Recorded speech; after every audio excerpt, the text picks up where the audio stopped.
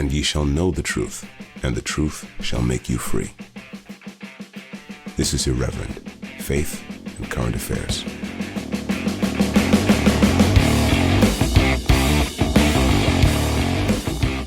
Hi everyone, this is Jamie Franklin from the Irreverent podcast here. Really excited to be with you today because I'm doing a special episode. This is a response episode, not a reaction episode. I'm not reacting, I should say, because I'm not reactionary. I'm responding to the interview between Justin Welby and Roy Stewart and Alistair Campbell on The Rest is Politics. Now, I have to say, I don't really watch The Rest is Politics. It's a bit too kind of centrist dad for me. This is the first time I've ever listened to it, but I listened to it because a couple of weeks ago we covered a TikTok video that was released to promote it where Justin Welby was talking to Alistair Campbell and Roy Stewart about gay sex. And now I've watched the whole thing and I'd like to respond to it. Now I'll put links to the podcast I'm responding to in my show notes and also in the Twitter feed. So if you want to go away and listen to it first, feel free to do that. That would kind of make sense. But as for me and my house, I will respond to Justin Welby, Archbishop of Canterbury, on The Rest is Politics. So basically what I thought about this, firstly, a couple of weeks ago when we were talking about this, we were saying, oh, why is he doing this? Why is he going on this podcast and doing this kind of thing? You know, he shouldn't even be going on there because it's obvious what's going to happen. But actually, having watched the whole thing, I think, why shouldn't he go on and do a long form podcast where he exposes himself and his views to the world? There's nothing wrong with that. In fact, I think it's a good thing. David Frost was on our podcast a couple of years ago now, probably. And he said, you know, I don't know why more politicians don't do this sort of thing, because it gives you an opportunity to develop your ideas, to defend your ideas, and so on and so forth. And I'm constantly calling people out for cowardice for not speaking in the public sphere in the church and saying, why do they always get these anonymous spokespeople to come out, the bishops? Why don't they come out and say what they really think? And, you know, surely they're not scared of people like Alistair Campbell and other journalists and blah, blah, blah. So I don't think there's any reason why he shouldn't do this. And in fact, having listened to the whole thing, do I think better of this interview now that I've heard the whole thing and I've heard the gay sex thing in context? Probably slightly. And I'll say why. The first half of this podcast, he's basically talking about himself and his life and his parentage, his time at Cambridge. And they even touch a little bit on, you know, Alistair Campbell, his being a pro-faith atheist, as he called himself, and so on and so forth. And that first half of the podcast is actually fine. And Welby Justin says some interesting things about his past. You know, one feels for him. He found out his father who raised him wasn't his actual biological father not too long ago because of a story broken by Charles Moore from the Telegraph. And that part of the interview is fine. And he comes across as human and he comes across quite relaxed. And when he's talking about his own faith, and they ask him a bit, they probe him a bit about his coming to faith. He talks a bit about the need for revelation. At one point, he says God invites everybody, but he gives complete choice as to whether you say yes or no. So he's kind of revealing himself as a fairly Armenian type there. So that's fine. That first half of the episode is fine. I think after the break, when he starts talking about politics and theology, I think there are a couple of really bad moments. And then I think just as a whole, the whole thing kind of falls a bit off the cliff. So that's the main thing I want to talk about, that second half. As I say, the first half, he comes across as human and you can't help but feel for him as well. The second half, he begins by saying that his role is small p political. Then I think it's Roy Stewart asks him, how do you decide when to intervene? How do you decide when to talk about political issues in public? Because a lot of the time, fair enough, he's got loads of opinions and he doesn't say them because, well, you know, it'd be too controversial. That kind of makes sense. So he says that he's conservative in reading the Bible. And that's actually something a quotation. And then he says, so he uses the Bible to decide when to engage. And he wants to put a particular emphasis on human dignity as shown in the example of Jesus. And that's why he decided to engage on the issue of Rwanda. and the deportations to Rwandan of immigrants in the UK.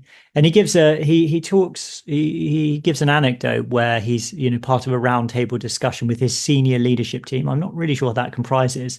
And it was during that conversation that he decided to say about the Rwanda scheme in his, I think it was his Easter Sunday sermon. And they don't go into a huge amount of detail on his rationale there. It's a fairly general thing to say. The Bible, the particular example of Jesus, and the emphasis on human dignity. And in a sense, I think that he's right to say that his role is small p political. I think bishops and priests should be political from a Christian perspective. That's indeed what we do on the podcast. Now, you have to be wise about it, and you don't want to alienate people and so on and so forth. So I'm not with the press and other people who critique him when they say you should just stick to religion. I mean, that's just nonsense. Faith or Christian faith and politics is intimately mixed up. It has been ever since the birth of the religion. I think the disquiet I feel over this is that he chooses to emphasize the human dignity of, say, immigrants in this country, but he doesn't choose to emphasize the dignity of the indigenous population of this country whose lives are being disrupted by unfettered immigration. And he doesn't ever say anything about that. He doesn't acknowledge that in any way. And I do think that's problematic. Even if he wouldn't put it in those terms, I think he should acknowledge that there's a complexity to this situation, and he doesn't acknowledge that. So I find that problematic. The other thing is it seems to me to be scandalous, and I know lots of people will agree with me on this. It seems to me to be scandalous that he talks about human dignity and the example of Jesus, and that he will engage through that matrix, as it were, on an issue like Rwanda, but he won't speak about the killing of the unborn. He won't talk about that. He doesn't ever mention it. He doesn't mention abortion. He doesn't mention it in this interview. I don't think I've ever heard him mention it in public. And that seems to me to be, an omission which is so significant. I don't even know what to say about it. It would just be good to hear any bishops speaking out on behalf of the human dignity of the unborn who are routinely killed in this nation and in many nations, sadly, across the world. So that's that. He makes some comments on the Iraq War, which sort of sounds like he sort of vaguely against it, and he was I think he's implying that he was for it, and now he's against it, and he was too influenced at the time to be for it. He talks about Israel, Gaza. He does talk about Palestinian Christians, which I think is a good thing. I think it's good that he emphasized that and emphasized the Hamas persecution.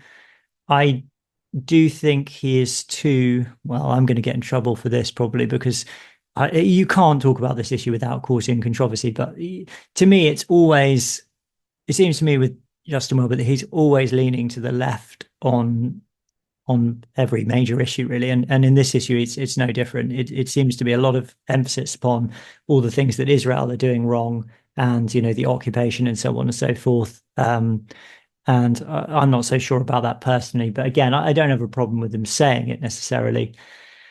At one point, he speaks about international relations and the problems that there are all over the world, and the dark and awful situations that war brings about.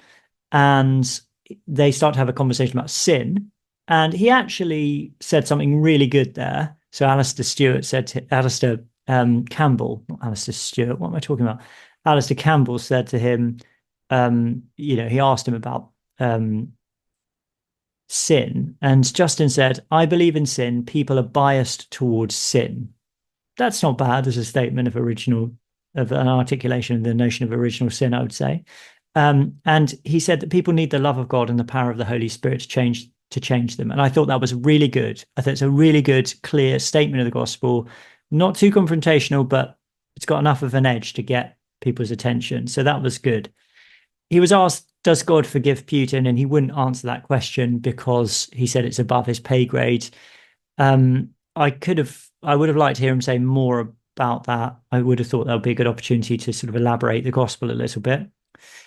He said some good things about peace building. He said something that really struck me actually is he said when people are doing, peace building between peoples or individuals who have hated each other for many, many years, to see those enemies as people you hate rather than things to be destroyed, or something to that effect. And I thought that was really good, actually, as a sort of first step in peace building, to acknowledge the humanity of your enemy, even if it's a humanity that you hate.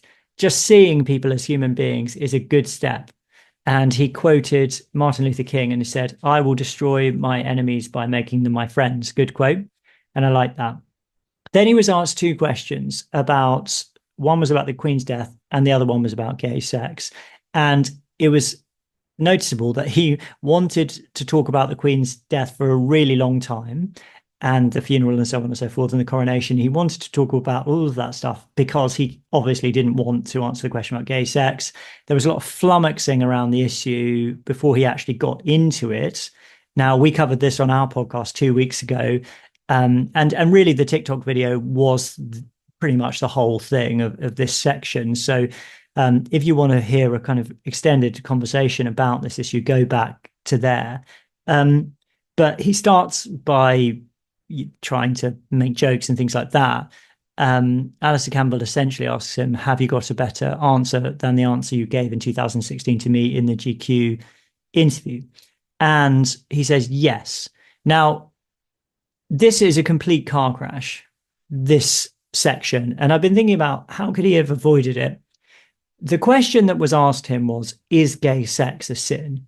Now, I think what he should have done is he should have answered that question. He should have said, I don't believe that gay sex is a sin when it is in the context of a committed relationship, which I take to be a relationship that involves a civil partnership or a gay marriage. And it sounds like that pretty much is his position. It wasn't actually clear, whether he thinks that it's a sin outside of the context of a civil partnership and a gay marriage. But anyway, that would have been a clear answer, and it wouldn't have involved him in all this church stuff. And I think that's where the real problem was, is that he immediately started talking about the bishops. And this is really is such a mistake, such a car crash of a thing to do, particularly when things are so fraught and febrile with the living in love and faith process. So he starts by saying, and I went back and listened to this several times, he starts by saying a majority of bishops. So he said something like, it's agreed by a majority or something like that, but he definitely had the phrase by a majority in there, that sexual activity should be within a committed relationship. So that's what he said. He said very, very clearly that a majority of bishops now say sexual activity should be in a committed relationship. Now, this is really, really problematic. And it's actually apt that I'm talking about this today because a statement has come out from the Archbishop of Canterbury's website. And it's basically saying something that about this podcast that is just, in my opinion, not true. So I'll just read some of this. In his interview on the leading podcast, I don't know what the leading podcast, I don't know why they called it that, because it's got a capital L, like it's called leading. Anyway, the Archbishop of Canterbury was asked whether gay sex is sinful. Alistair Campbell was returning to this question, having first put it to the Archbishop in 2017 during an interview for GQ magazine. Now, I have to say that that's wrong because it was in 2016. So it doesn't inspire you with confidence that this has got basic error in it like that. Has it been proofread? Has it been put out hastily? In both interviews, Archbishop Justin spoke honestly about the fact there are complex questions that have caused deep division in the church. In both interviews, he said that what seemed most central to him are stable, committed, and faithful relationships. Archbishop Justin, and this is where it gets duplicitous, I think, Archbishop Justin was giving a personal view that reflects the position now held by himself, the Archbishop of York, and many other bishops regarding sexual intimacy. He has been honest that his thinking has evolved over the years through much prayer and theological reflection, particularly through the living in love and faith process, and he now holds this view sincerely. It reflects his commitment to continuing his welcome, love, and include LGBTQ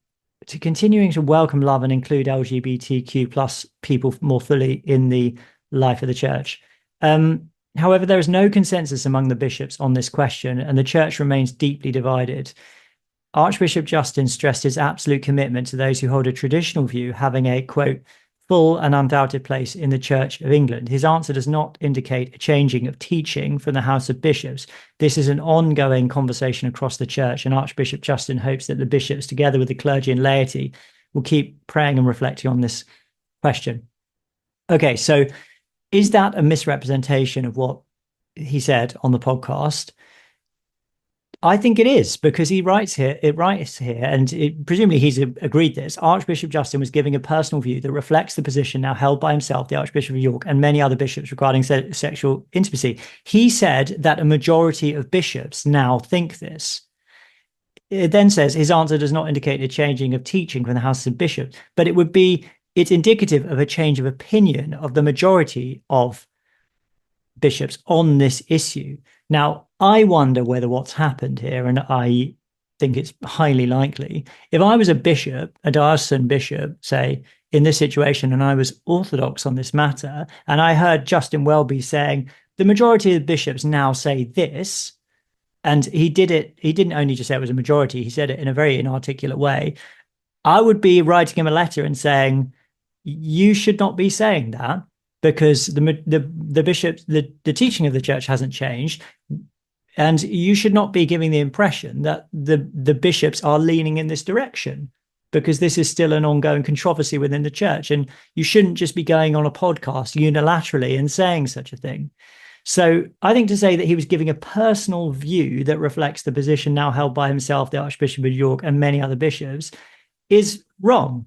And I don't think that was said. I think he said I know he said it is a majority.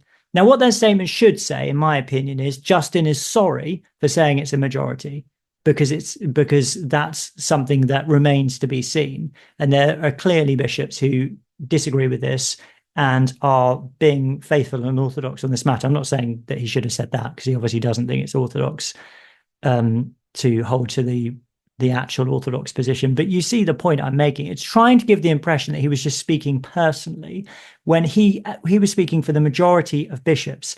He said, we're not giving up on the idea that sex is within marriage or a civil partnership. Hang on a second. When was that an idea? He's talking, he says that like that's the traditional view. That's not the traditional view. That's not the orthodox view. The orthodox view is that sex happens within the context of a marriage, and marriage is always between a man and a woman. So he's basically saying here, I mean, we went over this on the podcast, but he's basically saying here that his new definition of when sex is not sinful is when it's within a marriage or a civil partnership. And as I said on the podcast at the time, it seems quite arbitrary. If the criteria is commitment, then surely it doesn't have to involve marriage or a civil partnership. That to me is a crazy thing to have said.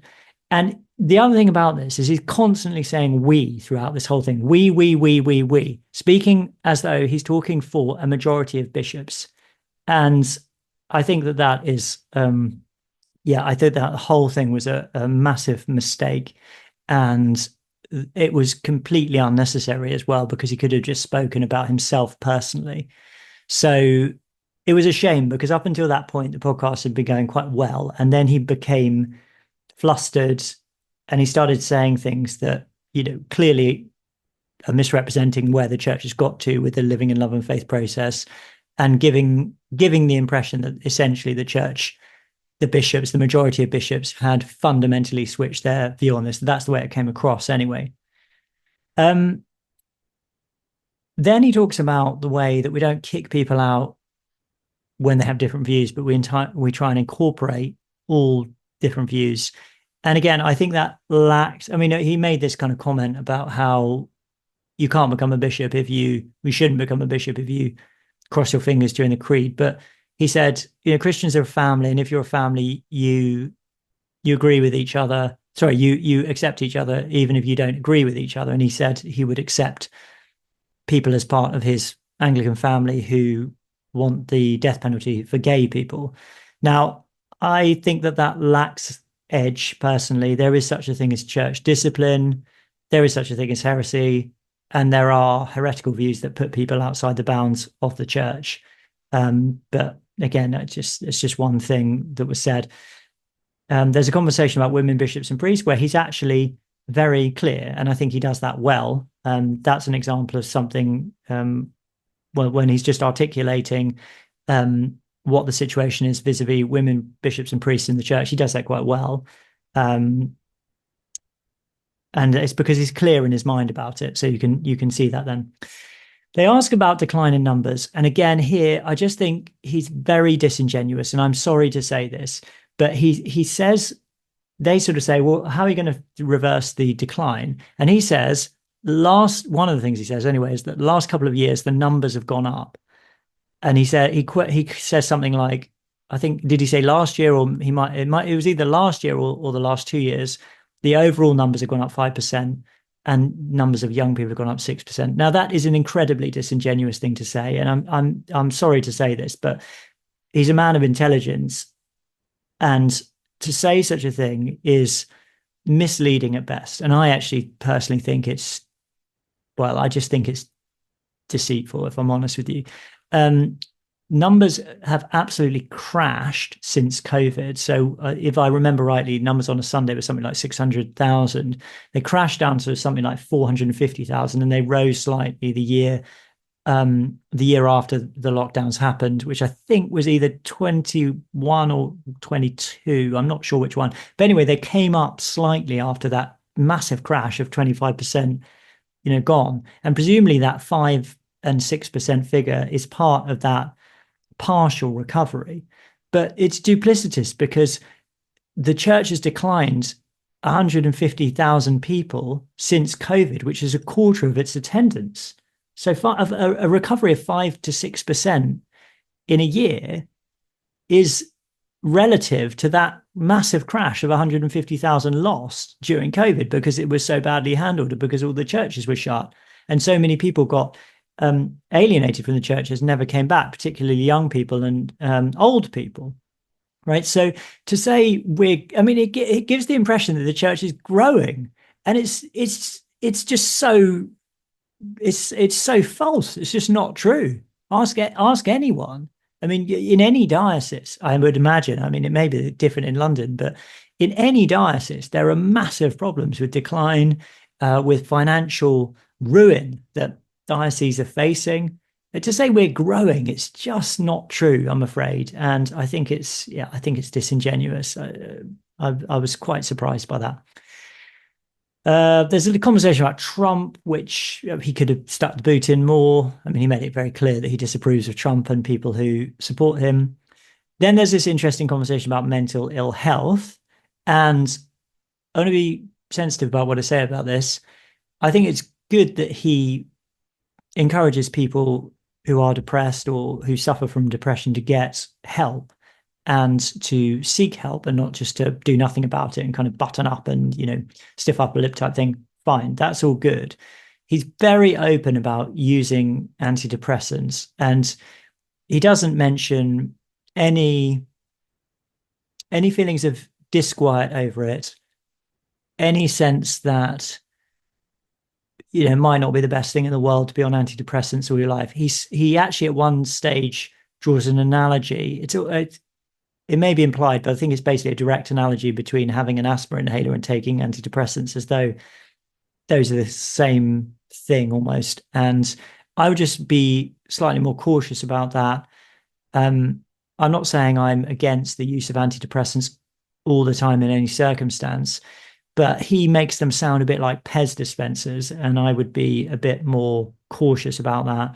Also, he doesn't mention, in the context of depression, prayer, the presence of God, the sacraments, the scriptures, the consolation of the presence of God. He just doesn't mention that at all. And I would have thought that would be a really good opportunity to talk about that. How do I feel about the fact that the Archbishop of Canterbury is dependent upon antidepressants?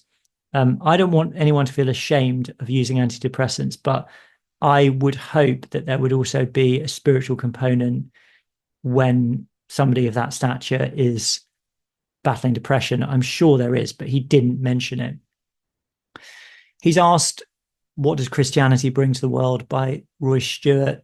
I personally felt that he gave quite a rambling answer, to the extent that I can't really remember what he said. He spoke about forgiveness and reconciliation, but I don't think it was a very good answer.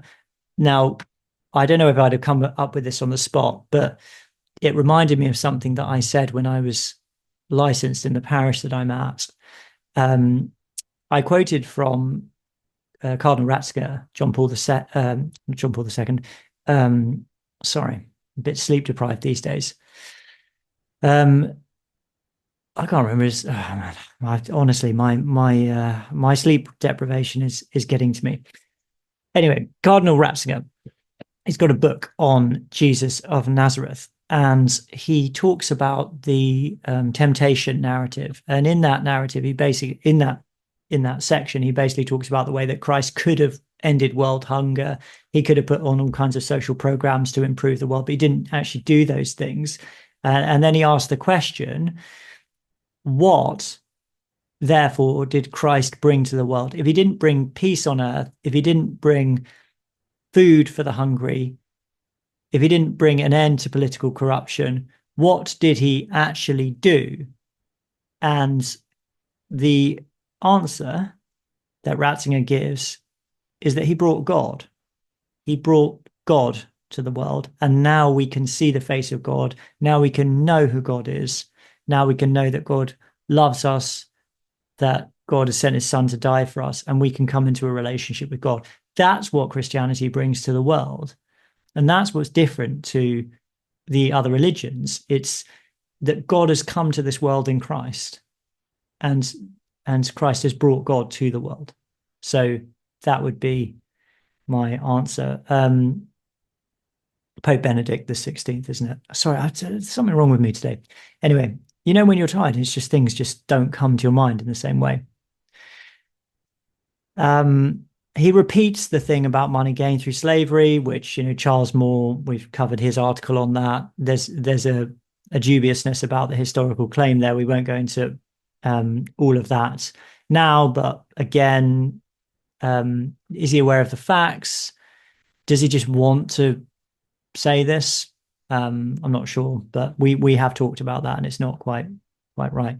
So anyway, that's basically the end. And then Alistair Campbell and Rory Stewart have a tete-a-tete by themselves, where they basically talk about how they like Justin and how he's underappreciated, and how politically he does quite a good job of navigating the issues.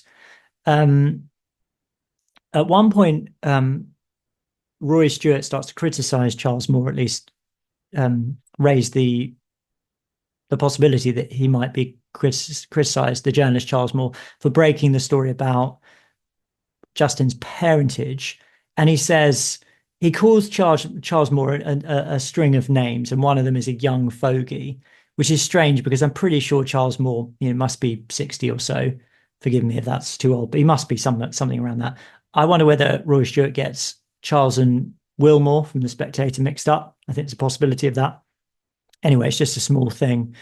But yeah, they're both impressed with Justin. They both like him. Now, what's my overall take on this interview? My overall take is that this is I think on the whole, it's a really sad one for Justin, because I think this could have been a real triumph for him in terms of coming across like a human being, being honest and open, at points giving some good answers, when he talked about sin and our need to be changed by God, and through the Holy Spirit, when he talked about reconciliation and peacemaking, and just when he talked about his life in an open way, and you just felt like, well, this is a human being we're dealing with here. That was all really good. Now, this interview is only ever going to be remembered for the gay sex stuff, and I think he could have just avoided that so easily. So I think it was a real mistake. I also think that the thing about the numbers was disingenuous at best. I'm sorry if I'm going too far to call it deceitful, as I did earlier. I mean, that might be too strong, but I think it's definitely misrepresenting things. And then the other thing, what was the other thing I said, which I thought was not quite right? The answer to what does Christianity bring to the world? I'm not sure that was a very good answer. So on the whole, I thought it was pretty good, except for the gay sex stuff. But that was so bad that it really has overshadowed the whole thing, to the extent that they've actually released this. What is it? A clarification of what was meant, I suppose, at best. So car crash in that sense, and yeah, I just think that aspect of it was really unnecessary. Thank you very much for listening to this. Please write in to tell me what you thought about either the interview itself or my analysis of it. irreverendpod@gmail.com. I'd be very interested to hear what you have to say. Follow us on Twitter @irreverendpod. Please do retweet this, share it with your friends, talk about Irreverend, rate and review us on iTunes, do whatever it is that you need to do. And also, the other thing you can do is you can support this podcast. Now, I am a vicar in the Church of England, as many of you know. I live in a Church of England house because I'm a vicar at a church. I'm a real vicar. I'm priest in charge at a church called Holy Trinity Winchester. But I make my money through podcasting and writing. And that's where you come in. This podcast costs money to make. My life costs money to live. And we really appreciate any support people can give us. So if you want to support me and the podcast, then you can go to our website, irreverendpod.com, and you can become a Patreon today. Now, if you become a Patreon, it costs you as little as £1.50 plus VAT in the UK per month. You can give more if you like to, but that's the entry, right? That's the bar. For that, you get the weekly episode early, and you get the bonus audio podcast called Uncollared, where we talk about all sorts of things. I mean, it's slightly more off the cuff. Sometimes it's personal, sometimes it's theological, sometimes there's stuff we'd rather keep behind a paywall for whatever reason, just to give it a bit more privacy, so only several hundred people rather than several thousand people hear it. But if you'd like to support us, I really, really appreciate you going on Patreon and doing that. irreverendpod.com, go and click the big red button. You can buy us a coffee as well, which is just a virtual coffee, and you leave a message on there. Or if you'd like to support in any other way, just send me an email and I can give you details about that. But yeah, we really do appreciate the support. Mainly though, just tell me what you think, because I'm always interested. And I hope you've enjoyed this response to Archbishop Justin Welby on the rest of his politics with Alistair Campbell and Roy Stewart. Bye for now, and God bless you.